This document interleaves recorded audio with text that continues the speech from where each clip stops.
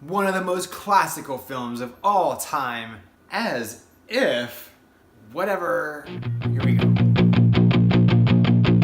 Looking down a dirty old... Welcome back to Hanging with the Herons. My name is James. This is another 365 movies in 365 days in 3 minutes and 65 seconds. We have Clueless.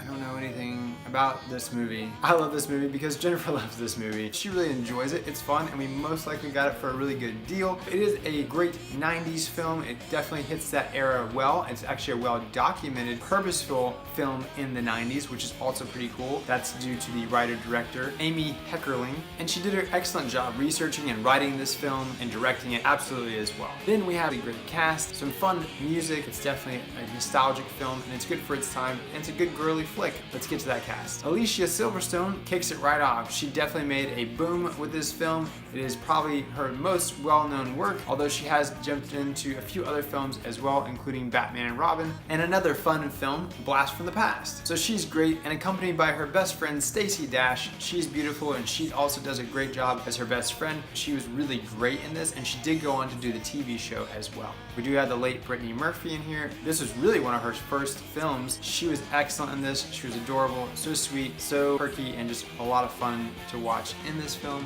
Probably the big reason why Jennifer likes this film, and I do enjoy him as well, is Paul Rudd. He is adorable, so young, and interestingly enough, he is Ant-Man, so that's pretty cool. There's some other Marvel characters in this film as well, or attempted to be. Love Donald Faison. He is excellent. Probably one of his all-time favorite roles for me was Scrubs, and he was phenomenal in that. He's just as adorable and charming as he is in this one. Alyssa Donovan is in this, and I really like her. She's great in her role. It's short, but it's good. And what I really love is the fact that she's also in one of my favorite movies, Night at the Roxbury, which that is a funny movie. Who else is in Night at the Roxbury and is also in this film and also plays a dad in this film as well? Dan Hedaya. He is great in this. He's just really funny.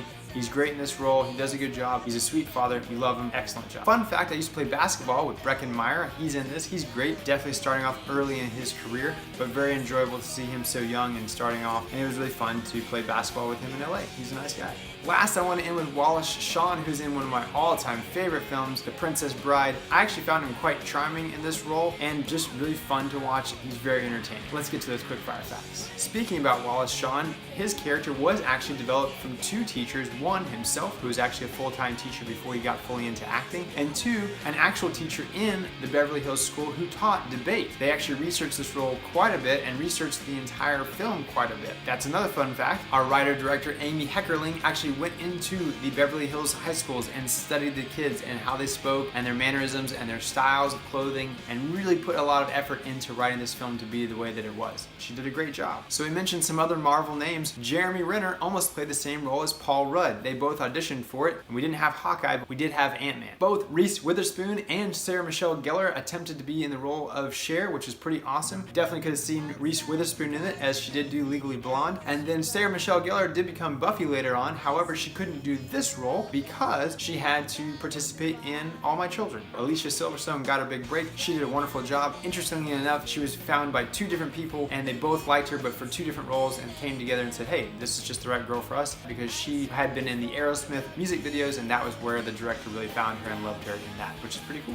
And last quick fire fact, if you can catch her, Amy Heckerling, the writer-director, was actually in the film. Hey, I hope you enjoyed this 365 movies in 365 days in 3 minutes and 65 seconds. Another Hanging with the Herons. Again, my name is James. As always, comment below, let me know your thoughts on this film, and if you've never seen it, I do recommend going and see it and bringing back your thoughts and opinions to our page here and letting us know what you thought.